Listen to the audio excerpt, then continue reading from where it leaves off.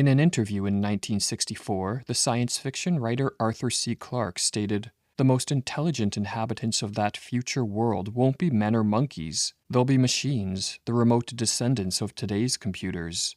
Now, the present-day electronic brains are complete morons, but this will not be true in another generation. They will start to think, and eventually they will completely outthink their makers."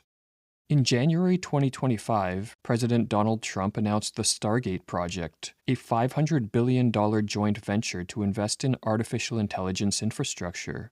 Masayoshi Son, CEO of SoftBank, who was on hand for Trump's announcement, said this project marked the beginning of our golden age. While a letter addressing Stargate from OpenAI, the creators of ChatGPT, stated that, "All of us look forward to continuing to build and develop AI for the benefit of all of humanity. We believe that this new step is critical on the path and will enable creative people to figure out how to use AI to elevate humanity."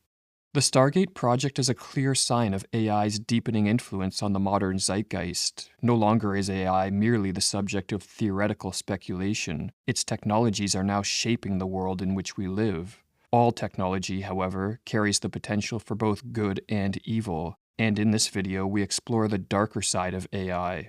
We argue that if the dreams of AI enthusiasts are realized, the outcome could be the extinction of humanity or a nightmarish technological dystopia. For riding the wave of AI's advancement is the fanatical ideology of transhumanism, which is embraced by many in the upper echelons of corporate, political, and scientific power. Transhumanism promotes integrating technology into the brains and bodies of all humans, or as Joe Allen explains in his book Dark Aeon, Transhumanism and the War Against Humanity, transhumanism is the great merger of humankind with the machine. At this stage in history, it consists of billions using smartphones. Going forward, we'll be hardwiring our brains to artificial intelligence systems. Ultimately, transhumanism is a spiritual orientation, not toward the transcendent creator, but rather toward the created machine. The artificial intelligence developed in recent years by companies such as OpenAI, Meta, and Google fall under the category of narrow AI. These systems perform specific tasks within predefined domains and lack the ability to generalize their intelligence or autonomously transfer their capabilities to new domains without additional training. One of Google's DeepMind projects, AlphaZero, for example, has become a master at playing games like chess and Go. Artificial intelligence language models such as ChatGPT and DeepSeek have synthesized astounding quantities of knowledge, and in 2024 ChatGPT-4 tested at the 99th percentile on the GRE verbal exam and the US Biology Olympiads. The ultimate goal of AI developers, however, is not to create more powerful narrow AI systems, but to spawn artificial general intelligence, or AGI. Unlike narrow AI, AGI would have the capacity to operate across many domains and to learn and master everything humans can, and much more. A sufficiently advanced artificial general intelligence would be a superintelligent system whose abilities would dwarf our own in the same way that our abilities dwarf those of an ant. Among its most profound abilities would be the power to improve and replicate itself by writing its own code, or as Joe Allen writes, "In the same way an automated calculator can outcompete any human in a math bowl, a sufficiently advanced AI will blow humans away at calculation, persuasion, deception, replication, machine control, resource acquisition, institutional organization, military strategy, in pretty much any task it's trained to perform in the digital ecosystem. As AIs become even more complex and non-deterministic than they already are, they'll be able to operate across the internet with greater autonomy. If allowed to improve their own computer code, these AIs could replicate and mutate like bacteria in an irradiated petri dish. Once one learns a new skill, countless more would learn instantly. The arrival of superintelligent AI would mark the end of human supremacy. Ben Goertzel, a lead developer at OpenCog, whose software powers the world-famous robot Sophia, wrote that, "One thing that does seem likely is that once machines smarter than humans are around, the era of human beings dominating the earth will be gone." Or as the English novelist Samuel Butler predicted with remarkable prescience in 1863, "Man will have become to the machine what the horse and the dog are to man." If the world is populated by super-intelligent and self-reproducing AI, there is the possibility that these systems would see us as a threat, a resource to exploit, or else treat us with a dangerous indifference. Or as Mo Gaudat explains, to put this in perspective, your intelligence, in comparison to that machine, will be comparable to the intelligence of a fly in comparison to Einstein. Now the question becomes, how do you convince this super being that there is actually no point squashing a fly? That AI could bring about the end of humanity is not a fringe concern voiced only by Luddites. Rather, it is shared by a significant portion of individuals working at the cutting edge of AI. According to the Stanford AI Index, 36% of AI experts agreed that AI decisions could cause nuclear-level catastrophe. In 2014, Elon Musk stated that, with artificial intelligence, we are summoning the demon. In 2023, hundreds of artificial intelligence experts signed a letter stating, mitigating the risk of extinction from AI should be a global priority, alongside other societal scale risks, such as pandemics and nuclear war. While the Nobel Prize winner and godfather of AI, Geoffrey Hinton, has publicly expressed regret over his pioneering work on neural networks due to the potential threats AI may pose to humanity in the future. Or as Hinton remarked in an interview, I talked to Elon Musk the other day, and he thinks we'll get things more intelligent than us. And what he's hoping is, they'll keep us around because we will make life more interesting. That seems like a pretty flimsy thing to rest humanity on to me, but he thinks it's quite possible these things get much smarter, and they'll gain control. Currently, there are at least 45 programs working to create artificial general intelligence. That being said, it is still unknown to what degree it is possible to create artificial general intelligence, let alone artificial superintelligence. Scientists have little understanding of consciousness and its relationship to matter, and it is unclear whether high-level intelligence requires consciousness, and whether it is possible to create a conscious machine. Yet many on the front lines of AI development are acting as if the emergence of superintelligent machines is inevitable, and they have formulated a plan to address this existential threat, a threat which they themselves are working to create.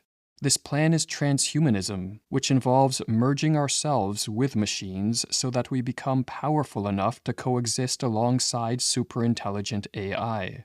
Sam Altman, the CEO of OpenAI, claims that to avoid an us versus them situation with AI, there would need to be some version of a merge, at least for some of us. While Elon Musk stated that, if we have digital superintelligence that's just much smarter than any human, at a species level, how do we mitigate that risk? And then even in a benign scenario, where the AI is very benevolent, then how do we even go along for the ride?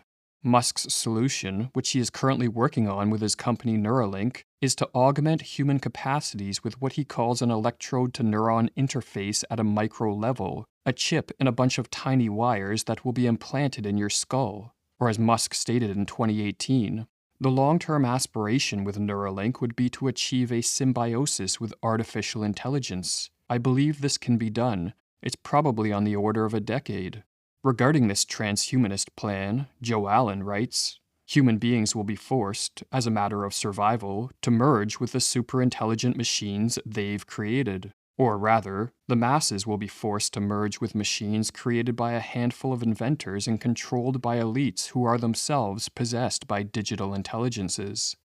While the potential threat of AI is being used as a pretext to push transhumanism on the masses, the idea of using science and technology to augment human capacities has lurked in the shadows of Western civilization for centuries. However, it was not until the 20th century that it became apparent that transhumanism would soon become a tangible possibility. Julian Huxley, brother of Aldous Huxley, popularized the term transhumanism in the mid-20th century when he predicted that in the near future humans would merge their biology with technology to enhance their capacities, increase longevity, take control of their evolution, and therein become gods. Or as Huxley wrote in 1957, the human species can, if it wishes, transcend itself, not just sporadically, an individual here in one way, an individual there in another way, but in its entirety, as humanity.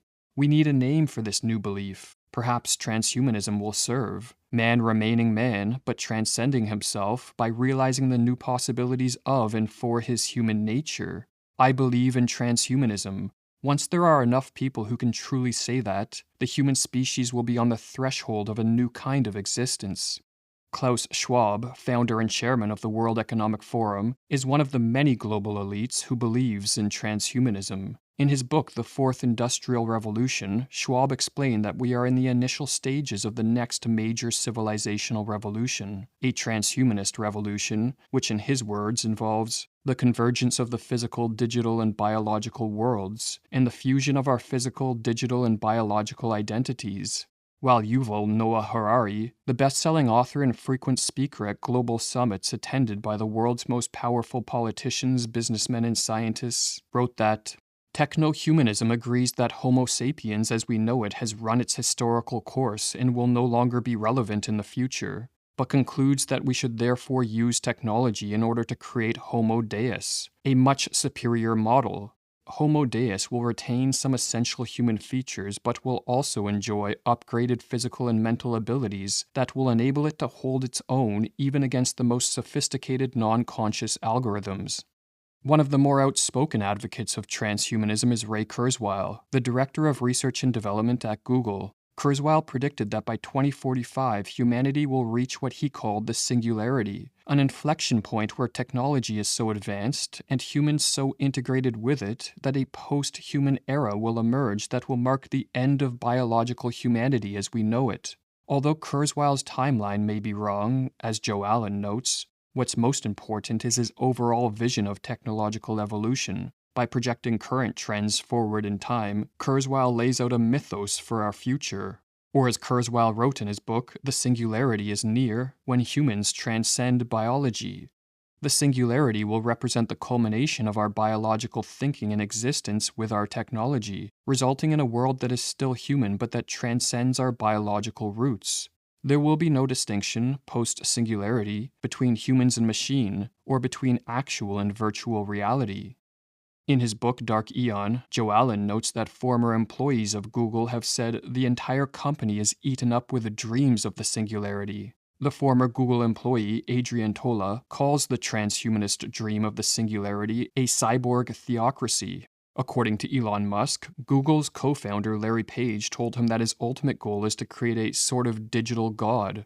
While in 2021, the ex-Google executive Mo Gaudat stated unequivocally that the reality is we're creating God.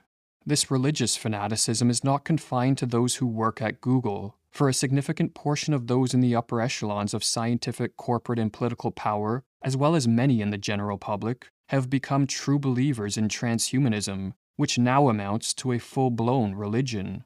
Unorthodoxy is coming into focus, writes Joe Allen. Its mythos is science, its ethos is calculation, its salvific principle is technology. While this is still a heterodox religion, roiled by internal disputes, there are hints of an emerging credo. Above all, transhumanists exalt technology as the highest power. For the starry-eyed inventor, those machines will be the realization of God.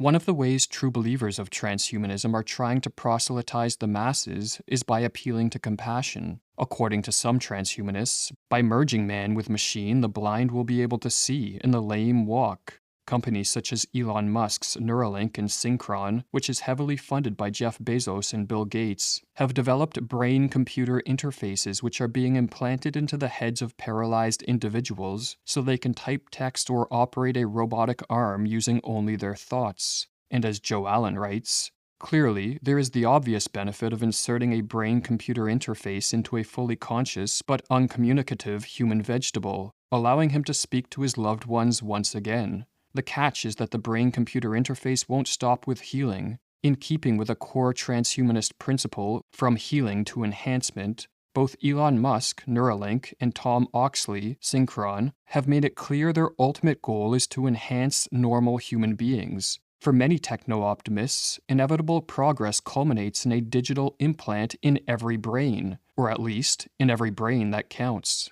For those who think that only a tiny minority of fanatical tech enthusiasts would accept a device implanted in their brain, according to a 2022 Pew study on AI and human enhancement, 20% of people said they would consider computer chip implants in their baby's brain for far quicker, accurate processing. But brain-computer interfaces are only the tip of the iceberg of transhumanist technologies in development. According to Moderna's chief medical officer Tal Zaks, mRNA technology is helping scientists hack the software of life. According to an article in MIT Technology Review, gene editing for the masses via genetic vaccinations, which would alter a person's DNA to confer lifelong immunity to a wide array of illnesses, are coming down the pipeline. The company Daré Bioscience developed a contraceptive microchip that is implanted under the skin to release hormones into the bloodstream. They are currently completing clinical trials to receive FDA approval. Another transhumanist technology in development is implantable biosensors that are being marketed as ways to monitor brain activity and personal health markers. In 2020, for example, Microsoft filed a patent for biosensors that would monitor a subject's behavior, including eye movements, brain waves, bodily fluids, and attention. Ray Kurzweil believes that in the future, nanobot swarms will swim through the bloodstream to monitor health, as well as deliver drugs, repair damaged tissues, or gnaw tumors down to nothing. The nanobots will connect to the digital cloud, read and write your thoughts, and merge your mind with superhuman artificial intelligence.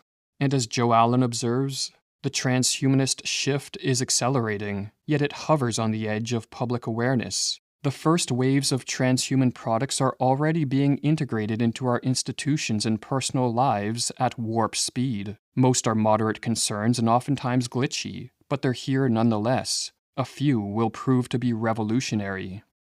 As governments and corporations improve their capacity to play God by tinkering with human biology and merging man with the technology, their power will reach levels that tyrants of the past could not even have dreamed of. Who masters those technologies in some way will be the master of the world, Klaus Schwab stated at the 2023 World Government Summit in Dubai. Or as the great 20th century British writer C.S. Lewis astutely observed in his book, The Abolition of Man. Man's conquest of nature, if the dreams of some scientific planners are realized, means the rule of a few hundreds of men over billions upon billions of men. There neither is nor can be any simple increase of power on man's side. Each new power won by man is a power over man as well. Each advance leaves him weaker as well as stronger. In every victory, besides being the general who triumphs, he is also the prisoner who follows the triumphal car. For the power of man to make himself what he pleases means the power of some men to make other men what they please. To demonstrate the power which transhumanist technologies would place in the hands of governments and corporations, let's envision a couple possible ways in which transhumanism could lead to dystopia. Today, mass surveillance is bad enough. Almost everybody carries a smartphone everywhere they go, and their location and online activity is transmitted to data centers for storage. In the future, however, if the masses integrate technologies into their minds and bodies, an advanced surveillance grid amounting to an invisible technological prison would exist.